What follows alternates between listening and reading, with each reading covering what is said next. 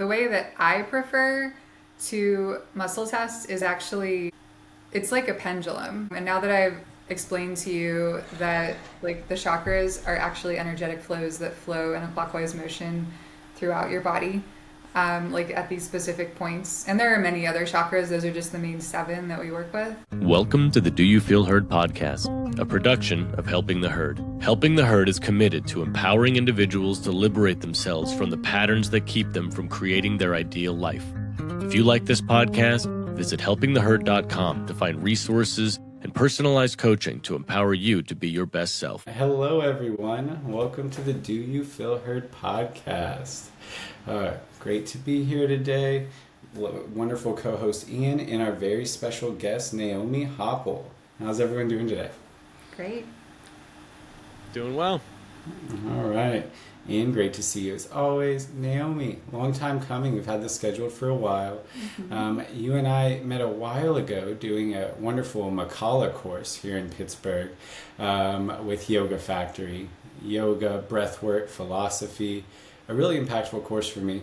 And I was always so curious to learn more about you. We had a few brief interactions, and I'm so glad that you're on the podcast. Yeah, thanks for the invitation. Thanks for being here, and would love for you to introduce yourself to our listeners in whatever way, in whatever hats feel right to introduce. Awesome. Well, I'm Naomi, and primarily I'm a human. I do a lot of things, and I don't really feel particularly defined by most of them at this point. But I have run retail businesses in Pittsburgh based upon wellness and food and beverage for the past 12 years. I started the Pittsburgh Juice Company, a cold-pressed organic juice company, when I was 27.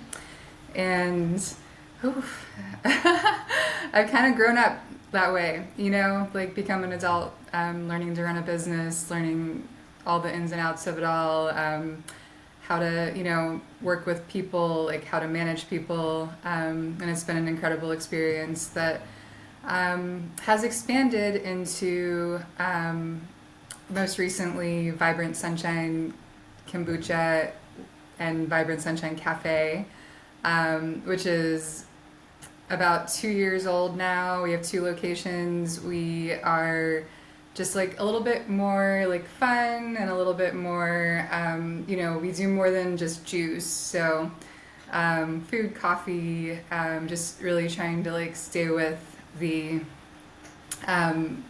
really like the best ingredients, healthy ingredients to nourish you, which you find so, like you don't find that very often when you're eating out. So we're sticklers for all of that, and it's been really fun to form community around it. And yeah, in addition to that, I'm the mother of 2 adorable little boys. They're 3 and 5 years old, and they're full of energy all the time. And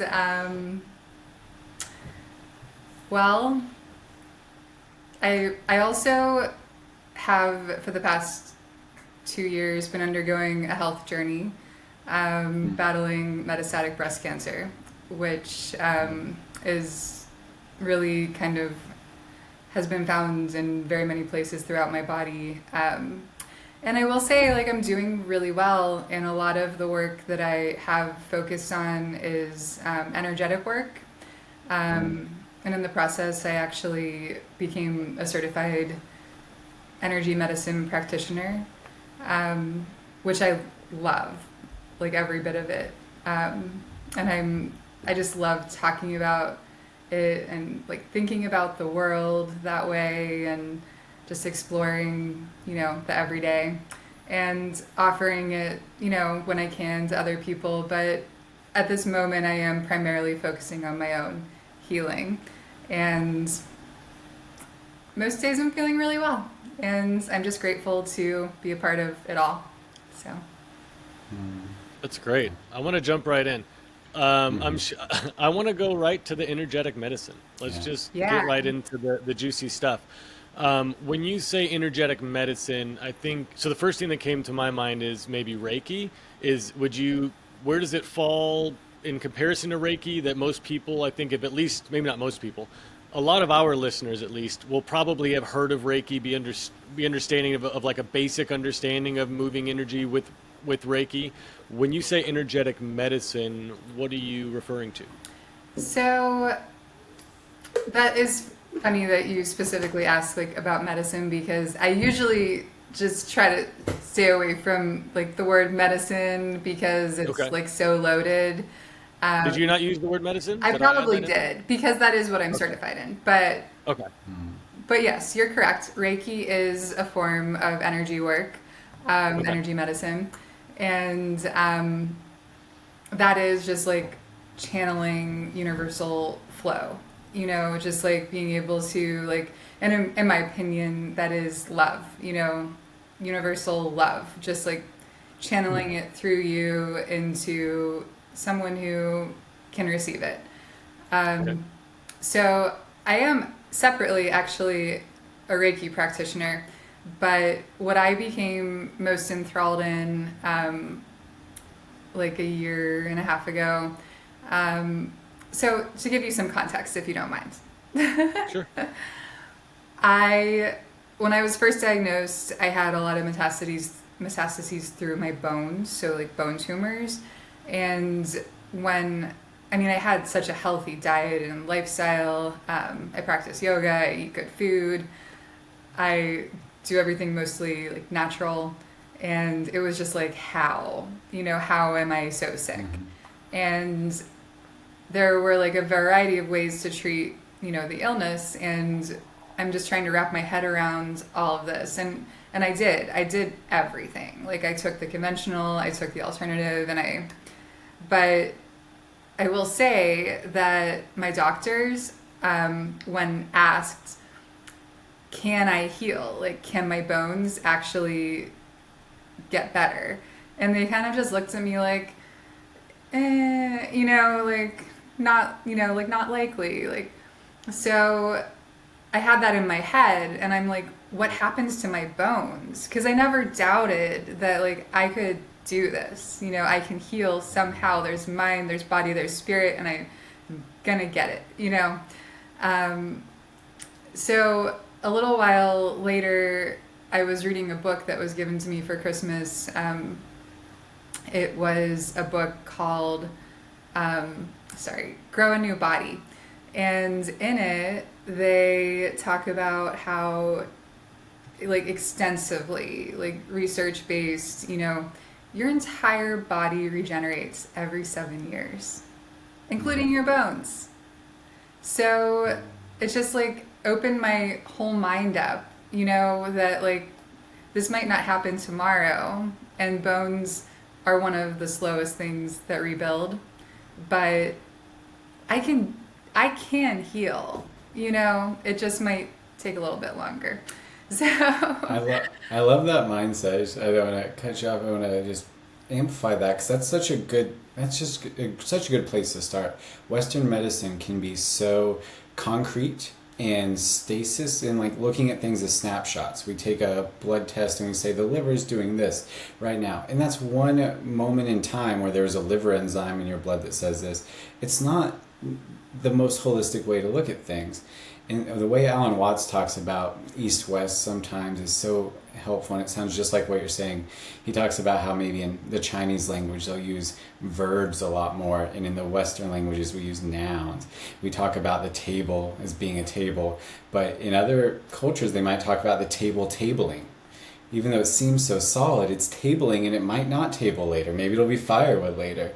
The same with our bodies. I just love that you brought up that change, and it's so hopeful for one, but it's also just true. And we just look at things as if they're so stable, as if we don't live in this impermanent, ever-changing universe. And once you accept that, it gives a lot of possibility. absolutely. So thanks for highlighting that. Yeah, I love Alan Watts. Yeah, he's the best.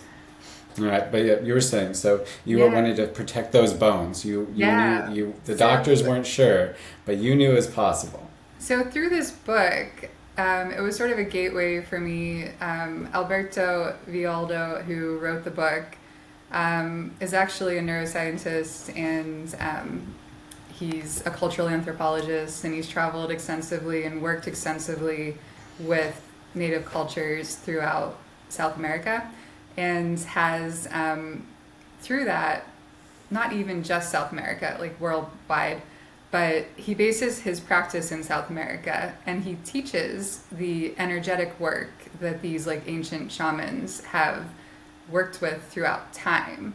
And that includes, so long story short, crazy things happened, and I start to know, if things align in a way that is like totally unplanned and you like would never have expected, like, and it's a great surprise, like, first of all, you're doing it right, and second of all, like, you can't say no. So that's kind of how I have based my life in this healing process as well, because I was doing weekly chemotherapy at the time, and we unexpectedly decided to stop my treatment because there were certain like blood levels that, like white blood cell counts and things like that were just like kind of tanking a little bit all of a sudden. And all of a sudden I didn't have to go to treatment, and it was the exact date that one of his on-site trainings was beginning in Chile. So I was like, hey, any spots left? Like, there's one spot left, and it was like, I have to go. So I went to this amazing, experience of like being immersed in, these ancient rites of passage and like ways of like clearing chakras and like journeying, which is really just like meditating. Because he's a neuroscientist, I also learned a lot about, what Carl Jung teaches, and how that really like reflects like into our personal lives, like our world reflects our personal lives and whatnot. So it was just a really strong basis, and the energy medicine, coming back to it, the energy work that I practice really just helps like. So basically, with Western medicine, everything is like, medication is made to suppress. So we're like suppressing our emotions, we're suppressing our moods, we're suppressing our hormones, we're suppressing, sometimes in my case, the tumors in my bones. But when we keep like suppressing them, they're stuck. And we're not flowing, which is what energy does, and we are energetic beings. So this energy practice helps like pass like emotions, it helps like loosen your energy up, and it just helps, helps you breathe and flow, and it helps in that way your body be able to recover and heal. So it's, like I said, just a beautiful practice that's very close to my heart. I don't know if I fully explained everything about it, but I'm very enthusiastic about it and grateful that it's a part of my life. Yeah, thank you for sharing, Naomi. I think I want to pretend like I'm a listener who doesn't know anything about this, because I am a listener in this moment and I don't know anything about this. So you're saying, what I'm hearing you say is that, and I agree first with the premise that modern medicine, especially pharmaceuticals, you're just suppressing your body's like ability to communicate that something is the matter. Like, oh, I have a rash. Shut up, rash. Like, I don't want to hear about that right now. But like, something is causing that rash, and if you don't address the root of it, it's not really addressing the problem. You're just kind of pretending like it's not there by taking medication that hide your body's ability to communicate. So I'm with you there. When you say that you stop doing chemo and then you shift into this energetic practice, this training, this educational journey, can you talk a little bit about maybe some of the like specifics? So like, what was it like going from chemo to no official, sanctioned Western medicine solution to your problem? You go to this energetic place What did it look like? What is it like? Can you describe what you experienced in the beginning and kind of paint a picture for people who maybe also aren't in alignment with chemo, who also might be wanting to shift into a space where it is more of a positive mindset, I can shift, I can grow, I can heal mindset, and they don't really know what energy means. How you're just going to move energy around? Like, most people probably have no idea what that actually means to them, experientially. So can you talk a little bit Yeah, about your experience of absolutely. what? Yeah. So, I mean, what I did was extreme. I actually like went to Chile for a month and lived in a tent.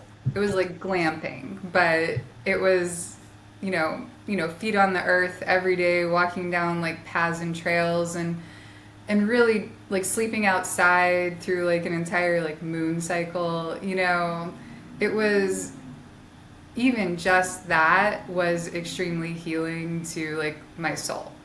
Just like being in touch with nature after like being in the hospital so much, like all the Mm-hmm. time. But on the other side of it, you can do this at home. You can read books about it, and you can like do your own personal practice, and you can find practitioners who can help you. But what happens is, like, in what, like, one of my favorite practices is we actually test the chakras, and we do that a variety of ways. The most familiar way that you would probably know would be muscle testing, like kinesiology. So your body actually will like show you. So we'll test like each of your 7 chakras, and when I say we, so if it was me, I would test each of your 7 chakras and find where the blockage resides in your chakra. If there are more than one blockages, so there could be like your root chakra and your heart chakra, for example, which would be like a common theme, and you in that case would deal with the lower chakra, which would be the root chakra. And a lot of people, like, the chakras all represent different things. For example, like the root chakra has a lot to do with your home, your security, your basic like survival. And some people, have completely open root chakras. And you start to, like, when you start to learn about people's chakras and different people, is also very interesting, because usually, like, big, strong people don't have root chakra problems because they don't feel threatened. They know that they are like, okay, like at a core level, like no matter what. But they might have something just above that in their sacral chakra that has more to do with like creativity and love. So anyway, you find the chakra that needs to be worked on. And typically I would work with like a specific feeling or event. And for example, I have like a series of like objects, and somebody would like, they're rocks. So someone would just like feel, like in the beginning of a session, like feel their way through the rocks and like decide which one they want to work with. And when they choose that rock, it also tells me a little bit about like what the problem is, or what they need to work through, because they all represent different things to me. And then we test, like, they sit with the rock and put intention into it, breathe into it, and then we test the rock with the chakras. So after that, throughout the energetic process, the rock is like placed on the chakra, and as they breathe and as I do my work, which is working with like loosening up, and I do use things that like draw nature like into the room, like Palo Santo, sage, like a rattle. I also bring tuning forks into the practice, which helps just rebalance at the end of the clearing process. So through this process, everyone reacts differently. Some people like are very, I wouldn't say stoic, like but if the person has a good flow, they might not have like a super emotional response. Some people who are really tight could like their body might kind of like shake even. Some people cry. Some people cry a lot, and it's just like a way like of releasing that we don't get like in so many cases in this culture. So it's because, like emotions are bad, like you shouldn't be sad, like you need to like, suppress it so you can be like a happy person or Yeah, like, or make sure that the people around you don't feel uncomfortable yeah, when exactly. you have your feelings and you have your experience. Yeah, we get into people pleasing quite a bit on this podcast. Yeah. That's a common one. Real quick question: when you say release, are you're referring to the blockage, right? Releasing whatever is blocking Yeah. that chakra. Can you give some examples of things that clients or even yourself were what the block was, and Yeah. how it was eventually released, so that again people who don't have any experience with this can kind of have something tangible of, oh, this specific thing was blocking this energetic part of that Yeah. person's body. Because again, I think it's, for a lot of people, it's like, what do you mean there was a block and it moved? Like, what do you mean? Yeah. So I'm one of those people. Just so I'll be I the straight man. personally had a really serious block that was caused by like a situation where I was like, at the time, for example, I'll give you the details. I was really pregnant and like heart open, like super, just like open, like emotional. There were a lot of hormones playing too, I'm sure, at that point. And I went to a gathering that I was so excited to see, people, and there was someone else there who was like, I understand now, who was very hurt, but they just screamed at me and like let all of their like energy like come at me. And in that situation, like no one knew what to do because they were hurting so much. They didn't want to upset the other person, but like I was like, what is happening? Like, am I, like, did I like, and just because of the way the situation played out, like I didn't get like any, explanation, or like I didn't get any grounding by like a person, or like I actually left and went and sat in my car, which now I know, like when you're sitting in your car, you're not getting grounded, or the earth's energy is like super healing to us as well. So, so then I went like for several months. Luckily I had like a healthy birth and everything, but I was in this state and I was just so sad. And every time I would think about it, I would just be like crying, but I was embarrassed that I was sad. So I would do it in secret.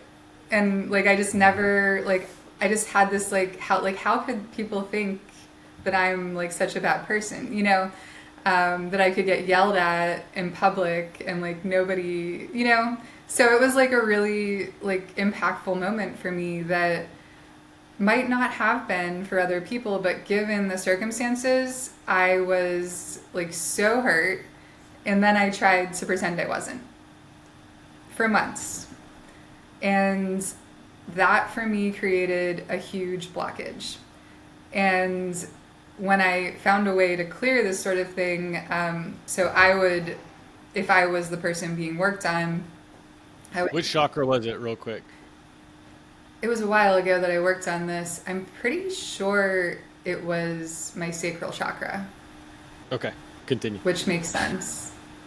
Just wanting some frame of reference for people who maybe did a quick Google of, chakras, so they can get a kind of understanding of where something like that might end up in their body, so that maybe they can, have some support in identifying some blocks for sure. themselves. So it was in your sacral. So how did you go about clearing it? So if I was like undergoing this practice, I would use like a stone, like take the stone that I chose, and I would sit with it, and then I would try to blow like all of that feeling that I like conjured like into the stone, like as much as I could.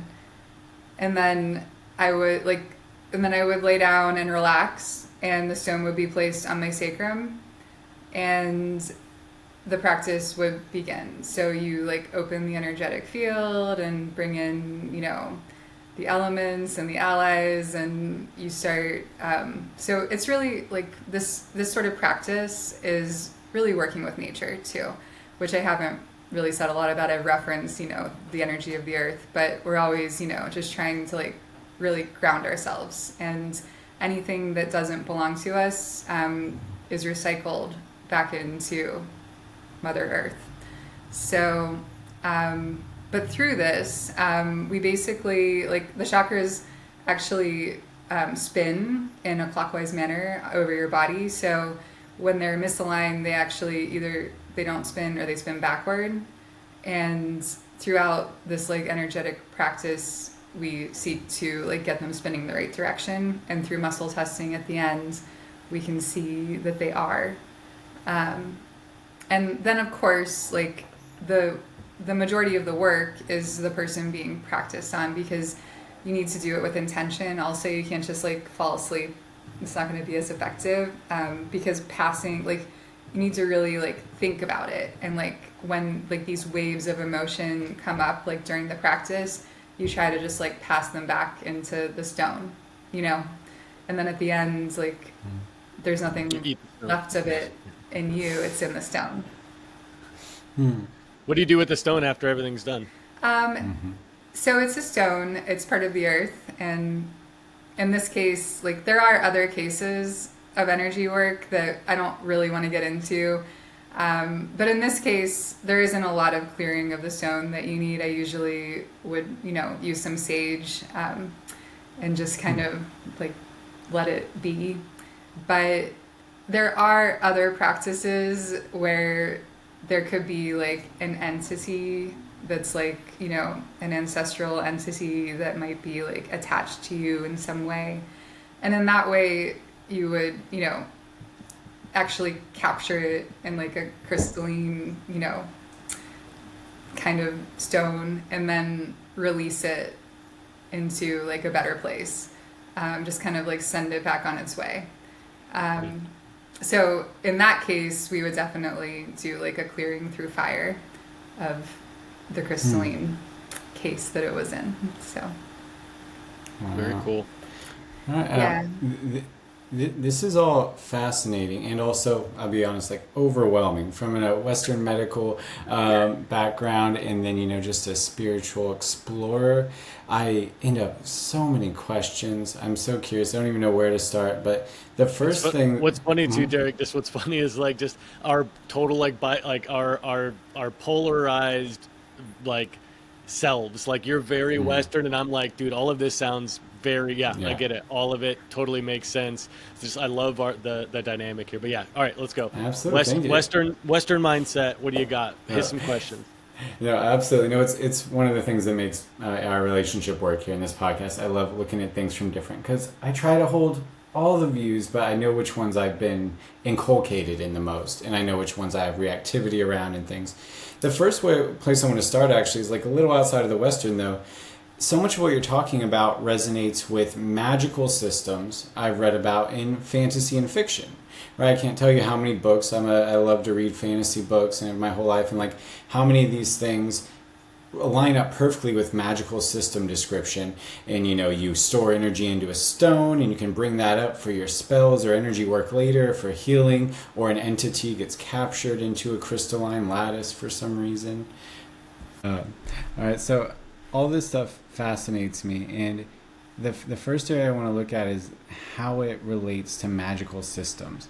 Everything you're talking about is really, I've seen it in different forms in lots of different fantasy, fiction, magical systems, where they talk about energy being moved through even the breath, often through storing it in crystals and stones, calling upon it later, using it for healing.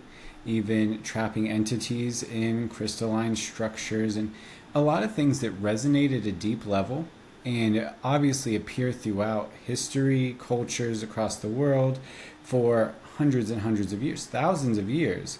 Some of these stories, myths, systems, whatever you want to call them. Just broadly, what do you make of that, parallel? What's going on there, and why do we see it in all these areas? So, with the teachings of Carl Jung, the imagination is like your connection to source. So if you can hone in on that, then you're actually, these magical systems might actually be real. So imagination, imagication, it's the same thing. And it's not just that, it's that, I went on a deep dive. Like, I found out about all of this energy work, and then I started looking not just at the cultures that I was being exposed to directly, which is Peruvian shamanism. I also started looking at, the teachings of Buddha and different cultures around the world. Here, there's a lot of documentation about the Hopi Indians over time and their myths. But if you look at everything back from the beginning of time, even including the teachings of Jesus Christ, it all comes back to the same thing. And it's all about frequencies of love and healing and gratitude. Once you start to understand that spirituality is universal and that religion is sort of the political way of dividing it, it becomes so beautiful, because we're all doing the same thing. We're all energetic beings who could use some more flow of energy in our lives. And I don't want to bash anyone's religion, but most religions are structured in a controlling way that actually induces fear and stops the flow. So I think that it all makes sense together. The magic, the entire world of different religions saying the same thing. Yeah, absolutely. All pointing to the same thing. Yeah. I really like what you said about religion is almost analogous to a political form of spirituality. This kind of divisive, ordered, has its purpose. But that my path into spirituality through meditation was through spirituality without religion. That's what I needed. I needed something where I was, getting kind of in, which sounds like what you're doing, getting it from the first hand perspective, experiential, not having to take anything on as faith, but what happens when I sit and meditate? What happens when I do these things? Can I run the experiment like a scientist? And that's where the spirituality comes through, what you're saying. And that makes sense. I love the connection to imagination as well. That's beautiful. And I could have thousands of pods on that. It's something I'm really interested in. But we have a lot of power. But to not go too far afield, all right, thank you for the magical part. More about the Western medicine. So here's some of the stuff that was going through my head when you mentioned muscle testing and chakra testing. So let's see. You're a great example of this, where the stakes are high for you, right? This wasn't like, I'm just going to see, I have some back pain. Let's see if this helps. You were like, I have to, decide about other types of treatments other than chemotherapy, or I need to devote some time and energy to this, or I need to do all this at the same time while I focus on my nutrition. You had a lot of high stakes. Whenever I think about doing a muscle testing, maybe to see if something's related to a chakra, I'm thinking about all the other things that could be related to however you conduct the test. Maybe you can give an example of one of these, like how you would test one chakra, but depending on what muscle or how you test it, I'm thinking about, what if you have a nerve issue? What if you have a weak muscle for some reason, or inflammation, or a prior injury to that muscle? What if you're not hydrated? You didn't sleep well last night. You're For taking a sure. medication that affects this. Is I'm like testing. If I were in your shoes and I was an energetic practitioner, I know that I would have so much doubt spinning around every time I think, well, maybe this is showing me the chakra in some way that I'm being taught. I'd be like, well, what if they, even though they know so much about the energetic traditions for thousands of years, what if they're missing an important part of the medical piece that we figured out, and they don't know that I have a peroneal nerve injury that's causing this to be Yeah, slightly weaker, and they think it's my chakra, but I have a nerve damage. How do you look at that, and maybe an example with the muscle testing, for just so how sure. you bridge all So these? I actually mentioned muscle testing as an example of one way to test, and it's not my preferred method. However, I will offer there is this really amazing practitioner that I see in Du Bois, PA, who does really great work. Can can cure Lyme. And I'm just saying, this is a whole other thing, but he relies heavily on kinesiology. But the way he does it is he has me sit in a chair, and then he has one of his office assistants sit in the chair next to me. So we create a circuit in that way. So they hold my wrist, and then they put their arm out and they test. Because there are things that happen with people's bodies. You're right, like I might, they might react differently to pressure, and there might be something else compromising the way that they're being tested. So he doesn't rely on the person because he deals with people in all levels of like health and illness. So he wants to make sure he's getting a good read, and instead he connects to them and creates the circuit, which is, I mean, you can test it. Like it can be tested in ways that, I mean, are just kind of incredible and hard to deny that it's working. So my question is, what I'm hearing first is that intuition is the word that keeps coming up. Intuition, and you first had intuition. Somehow your intuition said, let's drop everything, let's go to Chile for a month. And it just, for something in you, was like, yes, this is the thing. It feels right, it feels in alignment, so this is the thing that we need to do. And we live in a culture, we participate in a culture that is actively, constantly suppressing intuition. Like, don't think about that. Let's use our thinking brain. Let's be logical. Let's be pragmatic. The feelings coming up in you, those can all be explained away. Just listen to Freud. He'll tell you exactly why they're coming up.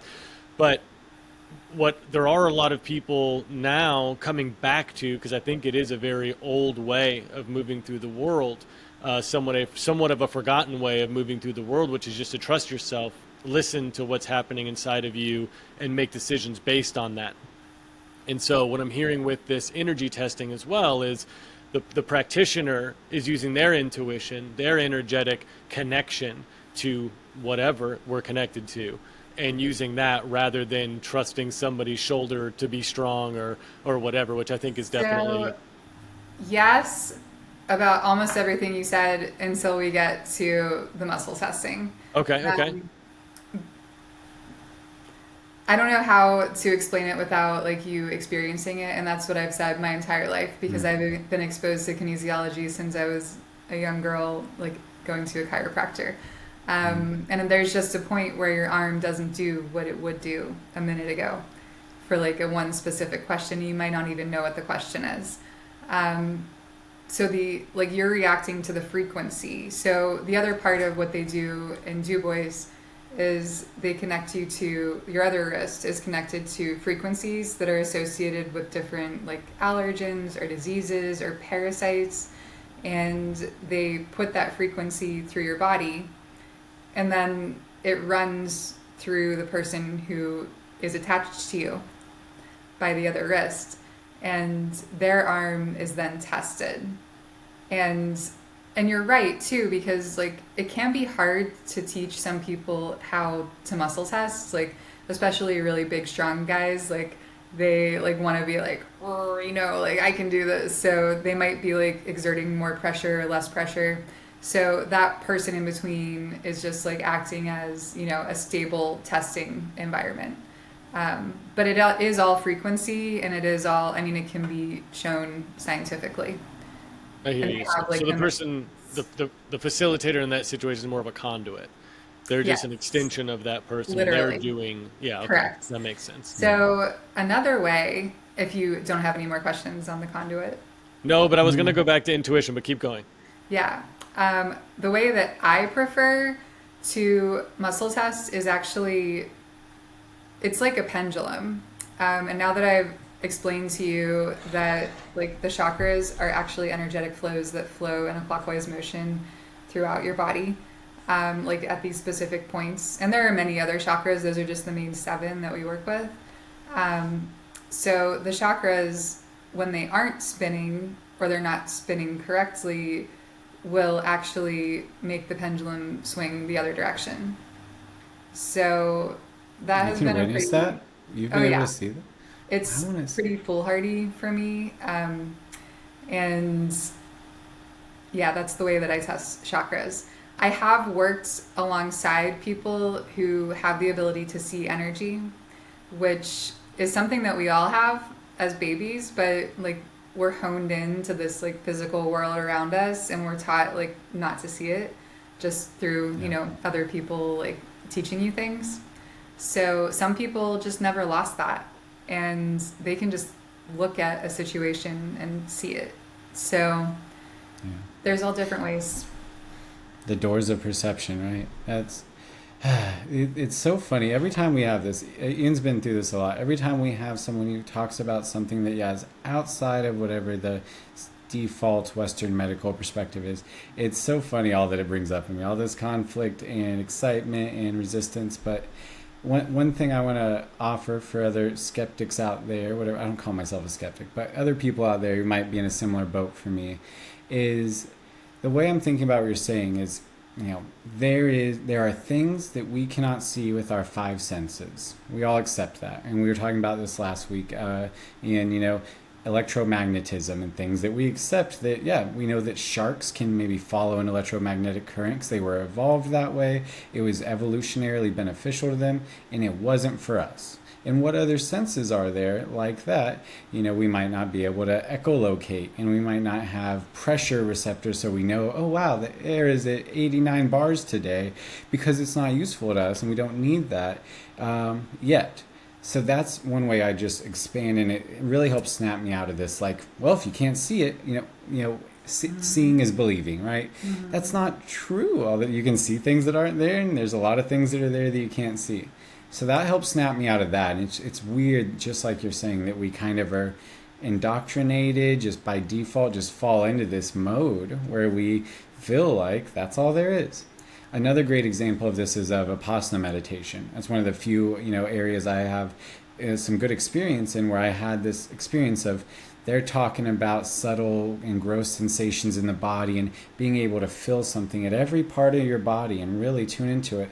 And I'm like, I don't know what you're talking about. What are you talking about? But then 10 days of meditation in silence, 11 hours a day, you feel all those sensations eventually, and you feel them in these kind of repeatable ways, and ways in which other people can corroborate.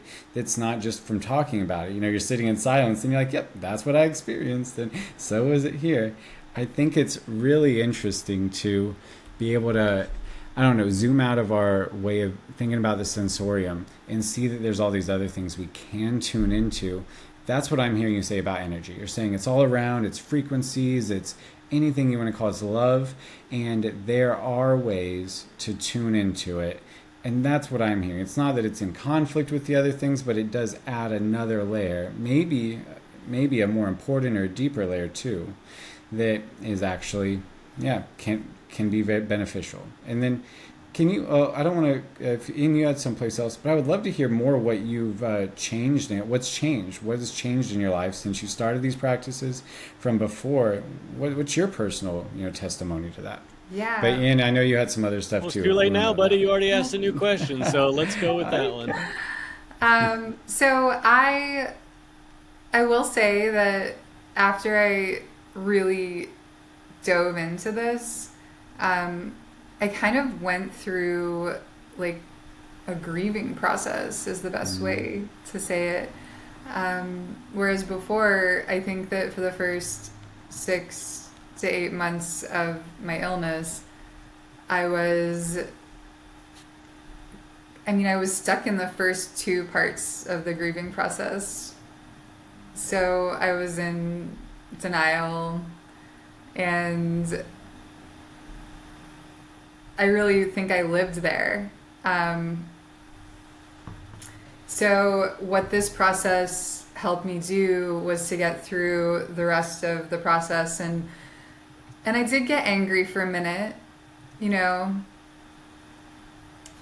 I did my reckoning, and I was able to come out the other side, and it's only been 2 years for me in this process, so I am learning to be patient with myself in ways that I was less patient before. For example, a year ago, so I have different flare-ups and they're caused by different things. Sometimes it's because I discontinue a medication that I have been taking, for example, like a hormone medication.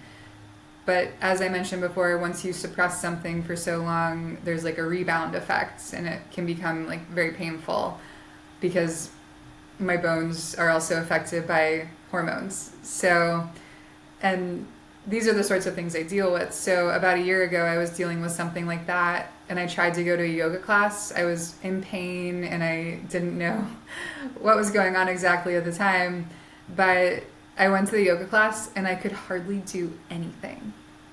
And like, I'm the kind of person who, when my body is feeling good, I can go into a Bikram yoga class and hit standing heads and knee after not practicing for like a year. You know, like I get back into it pretty well because I practice, you know, on my own, and I stretch and I keep healthy.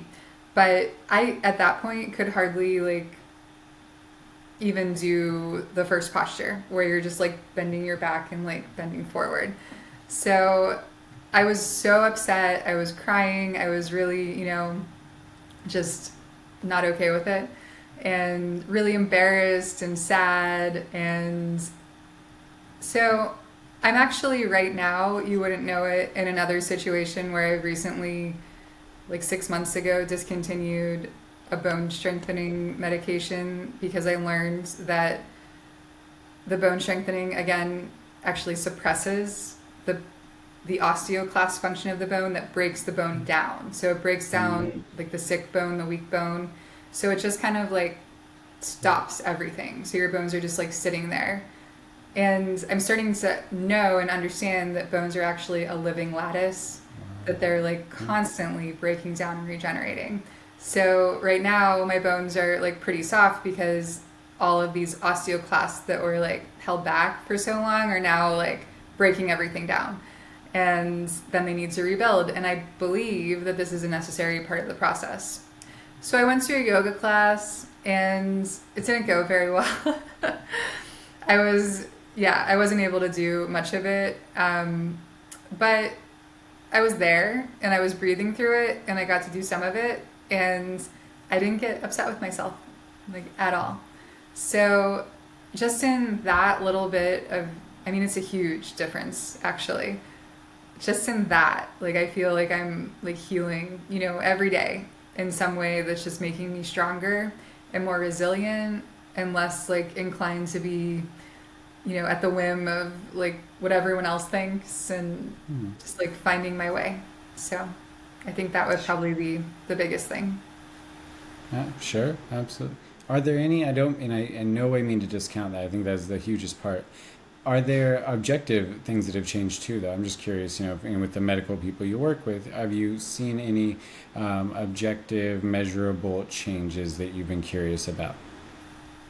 I mean, things are going in a positive direction. Like, I have had flare-ups where cancer has presented itself in like soft tissue, aside from the primary tumor. I currently have no soft tissue tumors, and most of my bone metastases are quiet. But there are just some like flare-ups here and there. And I'm choosing to believe that because like everything else is so quiet, I'm choosing to believe, and it is backed up by science, that this could actually not be cancer, and it could actually be like bone reformation, bone breakdown reformation, causing inflammation that's like being picked up by the PET scan. So again, these are things that like doctors won't tell you, and my doctors want me to go back on all the medication because that's the safest thing. But they also are just trying to make me comfortable, because with a stage 4 diagnosis, their goal is, palliative. So just making you comfortable for the rest of your life. And my goal is different.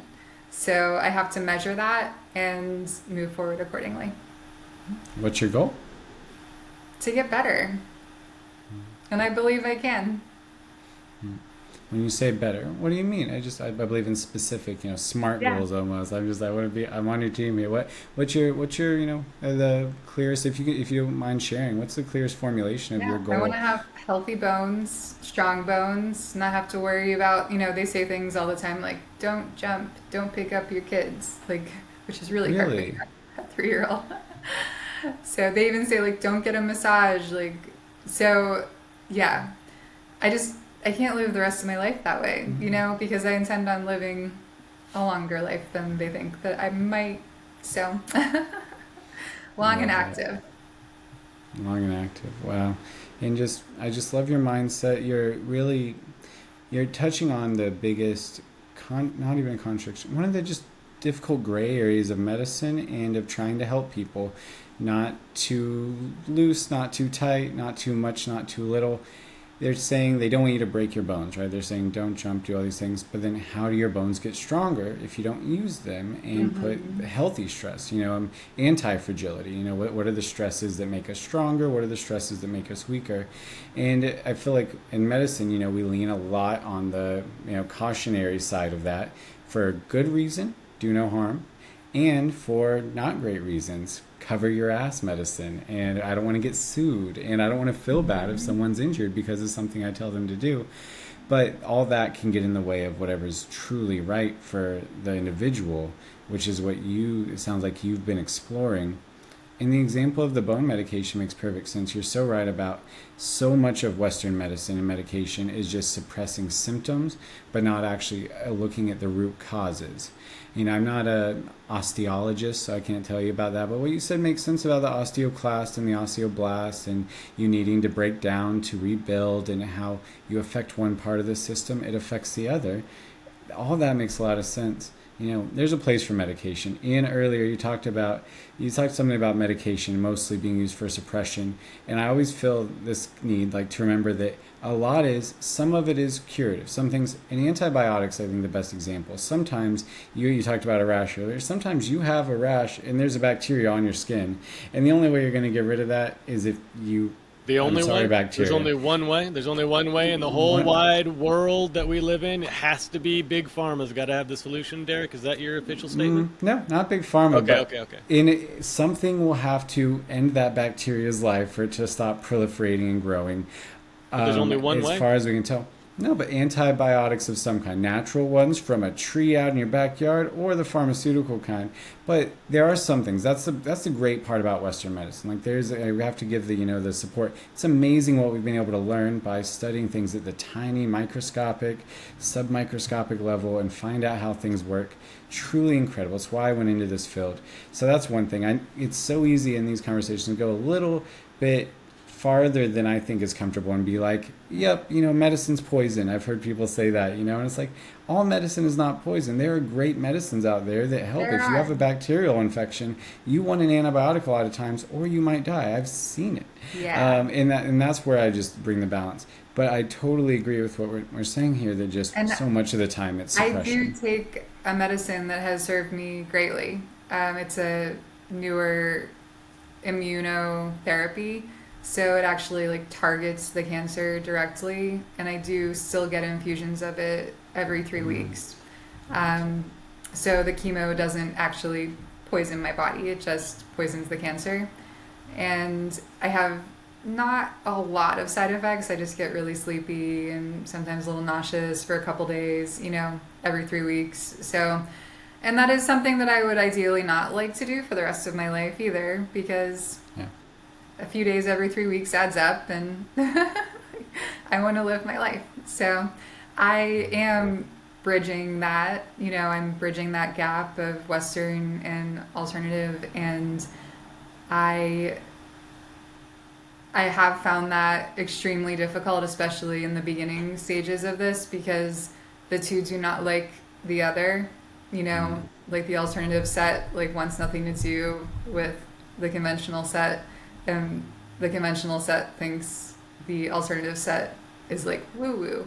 So I just do what I can, and I learn, and I look into things, and I think I may have forgotten to mention a key part of why the energy work is effective in the body. It's because the emotions of the energy, and particularly stuck energy, can actually manifest itself as disease. So if you look into, psychosomatic reasons why people get sick, you can find actually or even just what the chakras represent. There's so much there. There's so much out there of how our emotional state can actually become our physical state. Yeah, absolutely. I believe that as well. It is such an interesting world we live in, and I'm sorry that you have to do this in such a consequential way. It's one thing to be able to explore these from less of a serious position, but it's so brave that you're doing this while the stakes are on the line. While you clearly have a lot to live for, and you display that. I wouldn't have found time to do it otherwise. Don't feel sorry for me. There you go. I don't feel sorry for you. But absolutely good point. Our adversities come at us for a reason, and too often make us stronger. Anti-fragility. Absolutely.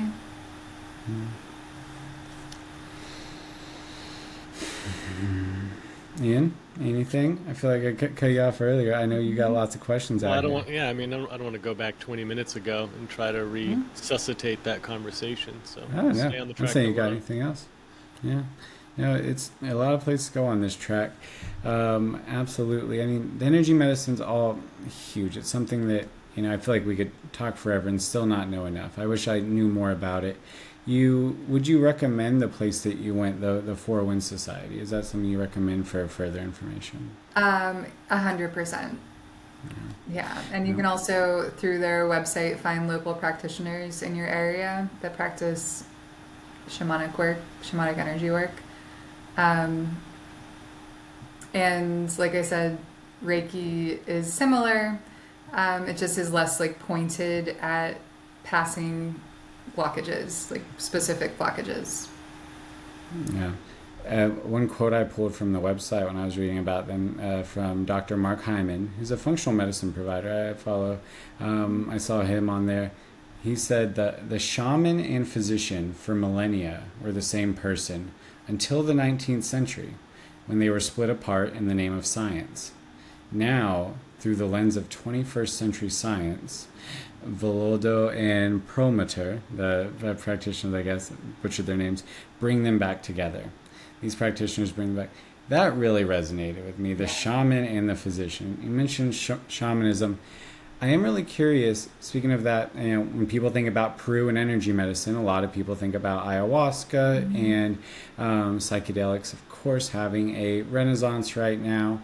I'm curious, either personally or intellectually, but especially personally, if you've experienced anything with psychedelics, or I would also put marijuana, cannabis in that realm. A lot of people use it as a psychedelic, or for symptom relief as well with cancer. It's a very common thing, but there's many places, especially in Boulder, where psychedelic cannabis is a thing, where they say, it is a psychedelic if you work with it correctly, and can be. what's your take on the incorporation of any of these in your personal journey or for others? I'm excited about this question. So first of all, I want to point out that Peruvian shamanism is extremely diverse based on the region where the shaman is located. And the shamans that I worked with they were the last descendants of the Incas. So they're the Quero shamans high in the mountains near Cusco. And they work primarily with energy and the earth. So their practices are, like sending off like offerings to Mother Nature and doing sort of the practices that I was describing to you, and different blessings where they like do energy work over people, and they are really just beautiful in every way. There are other shamans who, like the coastal shamans. So those are an example of, Peru has the Andes. I lived in Peru as a Peace Corps volunteer for 3 years. So I traveled it extensively. And then like this all just kind of felt like a homecoming in so many ways. Peru has the Andes Mountains where the Quero shamans are. It has the coast, the coastal desert, where there are a lot of shamanic practitioners who still have really strong intuitive seeing abilities.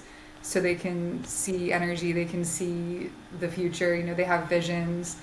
And then in the jungle is where they work primarily with plant medicine.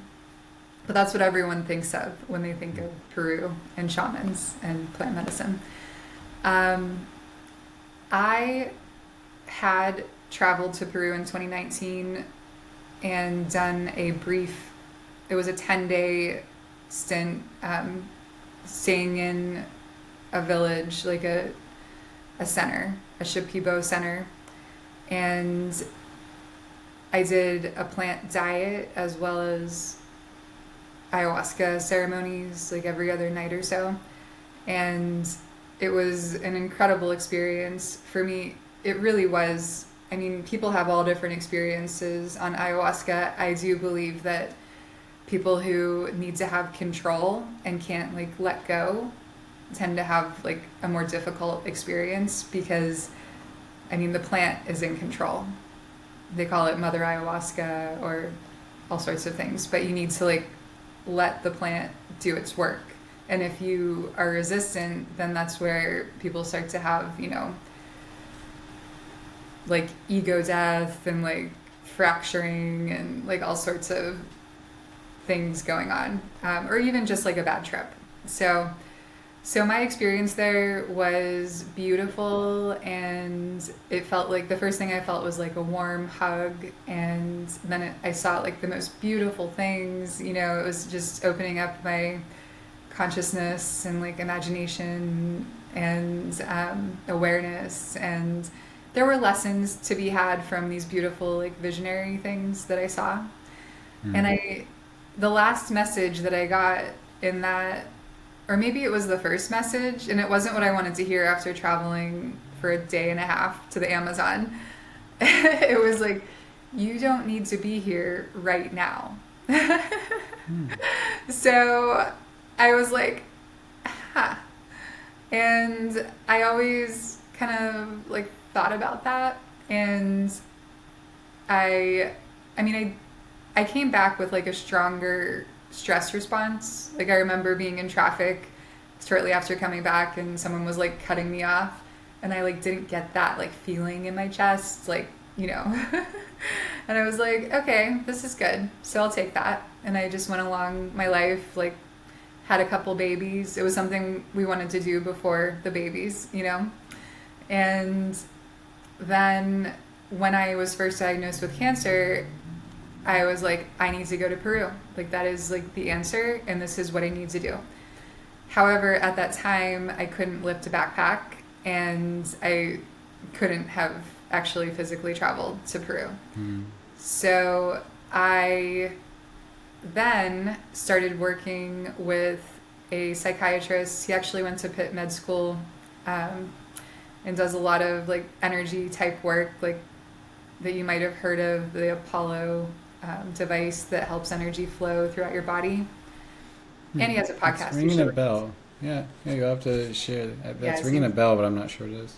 Dave Rabin. Anyway, so I was connected with Dave through an acquaintance, and he has a psychiatry practice where he actually incorporates the use of psychedelics into his practice in a very like safe and structured environment. So I sort of reluctantly went into that, like not believing fully in the fact that there was no plant, and it was a synthetic. It was a synthetic psychedelic. Specifically, it was ketamine. So he determines your dose based on your weight, and then sets you up with, you get your face mask, and he has a playlist, and you make sure the first session he and his assistant are actually with you on Zoom or whatever, and they recommend someone else being in the house, so you just feel really safe, and you lay down, and it was just like such an amazing surprise for me. Like the first thing that happened was, well, it was like laughter and like love all around me. And then I started to see what, like at that point, my sternum had been broken apart by a tumor. And I started to actually see my sternum being like woven with like a gold thread. And I had to like think about it. I'm like, what was that? And then I was like, it was my sternum. I was just visualizing it in this session. And before long, like my sternum was repaired and I could lift my arms again. And I continued with these sessions for some time. And eventually I decided to move forward without them. And what I found about them though was like, if I was in a lot of pain, I would do the session and like my pain would just be completely gone. And it's just so interesting because, I mean, it's real pain, it's in your body, but like you change your mind and your pain disappears. So that's something that I can't explain fully, but the concept is obvious. Well, that gets to kind of my, like the core of my question is, like, given that you've done you've had plenty of experience with Western medicine and taking treatments that help you at a physiologic level, and they say this is going to do this to the tumor, this, and it does this, or this pain medication will do this to pain receptors, and you've had extensive experience with energy medicine and seeing things. When you work with a psychedelic like ketamine or any other psychedelic or ayahuasca or other psychedelics you may have used, does it feel, based on your best intuition, like what's happening is happening at that energetic level, that one that you practiced and studied at, or at the physiologic neurochemical level? Or is it impossible for you to tell? It's fine to not be able to, but I'm curious. That's one thing I'm really curious about. It feels what's the overlap? completely energetic. It feels like connection. It puts me in a place where it just feels like this universal love all around me. And it feels like a place that people go to when I've read about like near-death experiences, and it's not like that for everyone. So like I said, you need to, I think, be in a safe environment. You need to trust, and you need to be able to let go to actually be able to really tap into the amazing experience that these medicines can provide.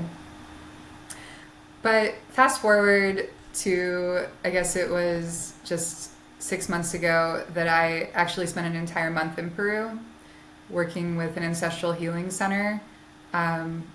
There were several ayahuasca ceremonies involved, and I was super surprised that I didn't have many visions at all. It was very light on the visions, but they say that in these scenarios that the work is mostly done through the singing that the shamans give to you. So they're called Icaros, and they're frequencies. So they'll like sit in front of you, and they also have taken a little bit of ayahuasca, so they have like similar visions, and they start to see what they're working on in that way, and they sing to what they see, and they help heal you. So while I was there, they used other plant medicines. Like they actually did like medicinal packs on my primary tumor, which still exists because with the stage 4 diagnosis, they don't have any reason to remove it. It's just like at this point, hardly any activity in it. So yeah, they did a really good job of taking care of me for a month, but the month was, and they say that the biggest work that happens is just sitting in the jungle by yourself. So I had a little tombo in the jungle, and aside from ceremonies and occasional plant baths, and there was one meal, like one big lunch a day, which is part of like the diet that helps you be able to respond best to the medicine. It was really great. And then again, like these people like developed this culture based on what they say the plants told them to do many years ago, like hundreds of years ago. Their ancestors developed this practice and this, healing culture, to the point that like if you ask them why, like why this, why that, like why this diet, like why this plant, and it's like it's just the way it is. They don't have any answer other than like this is what the plants told us, showed us, and visions, I would assume. So with that, it's really interesting to me because once you start to compare it to like modern science, even so much as like modern diets and supplements that are shown by neuroscience to help like improve, visionary experiences, and or also sorry, I lost myself, but with the plants, I'm sorry, and also the teachings of Carl Jung, he actually, I'm sorry, I just like need a minute. I'm like getting flustered and I really want to say this, so I don't want to move on. I hope you can cut this, but no worries, take a breath. We got all the time in the world. Thank you so much.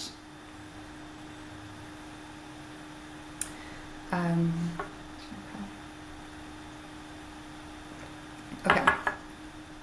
So, and also from the teachings of Carl Jung, there's the idea of individuation, where an individual actually needs to spend 4 to 6 months in isolation in order to fully become themselves, in order to fully like release like the expectations of society and any kind of like things that are like, affecting them. So we accomplished that in this 4-week period as well. And coming back from that, I mean, it's been a slow process. This was just last March that I came home.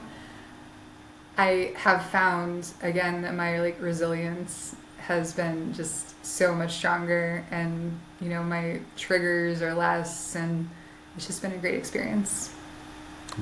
Thank you.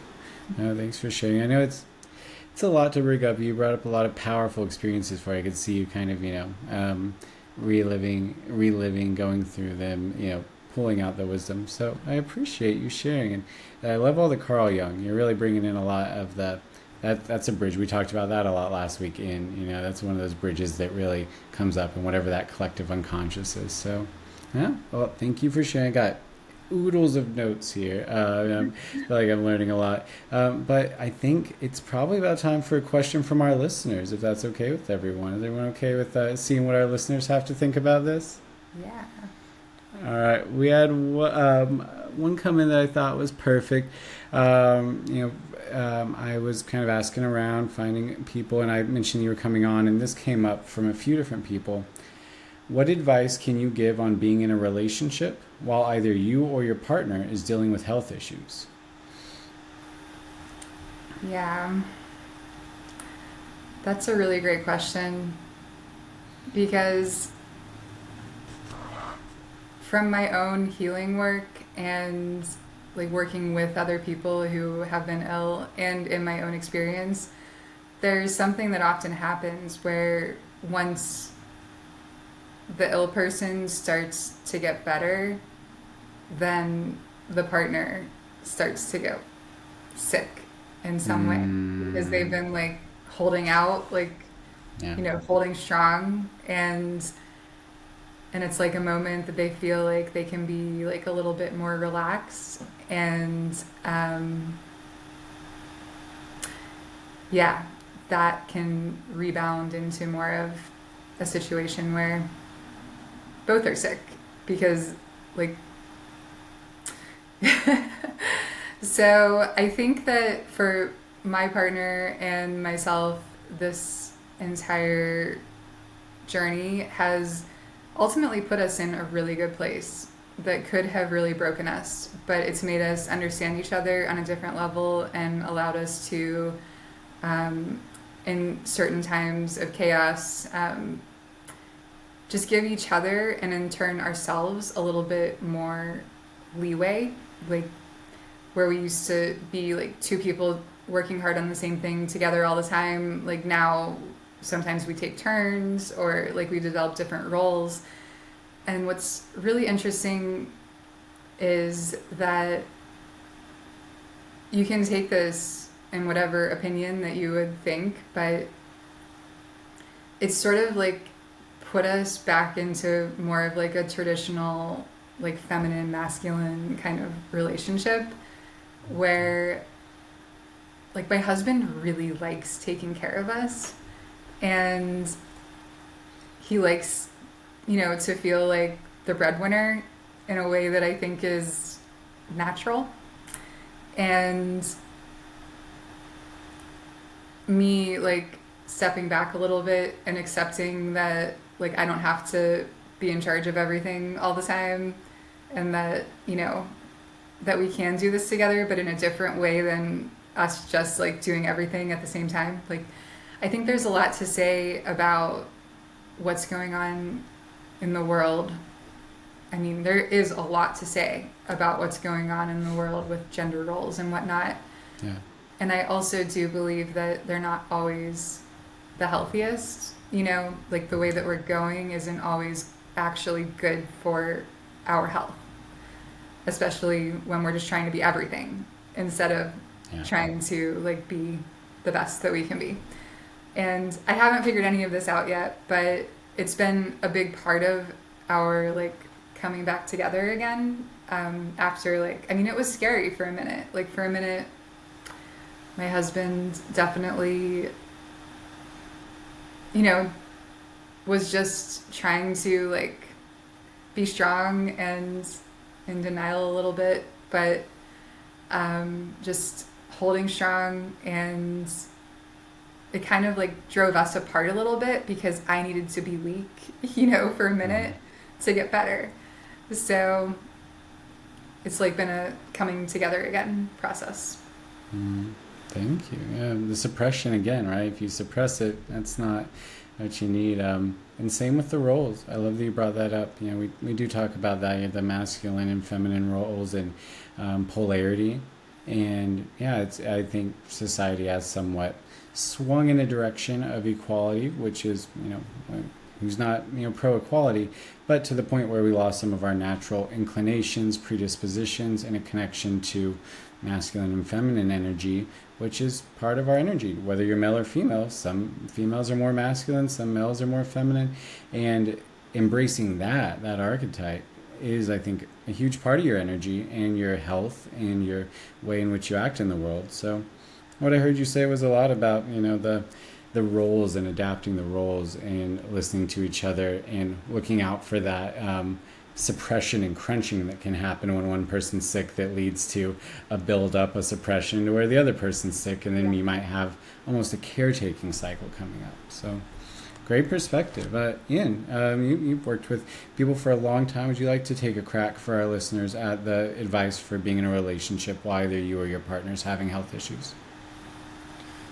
Sure. I'll tap on that just for a second. First, I want to affirm exactly what I heard Naomi saying, which is Mm, allow what is. If somebody is mm, needing to be in a vulnerable place and is needing support, is needing help, allow that and just fall into those roles without any judgment or without any resistance to, well, what does that mean about it? What are the implications of me being weak and you being strong? Like, just allow it to be what it is at that time because that's what it needs to be.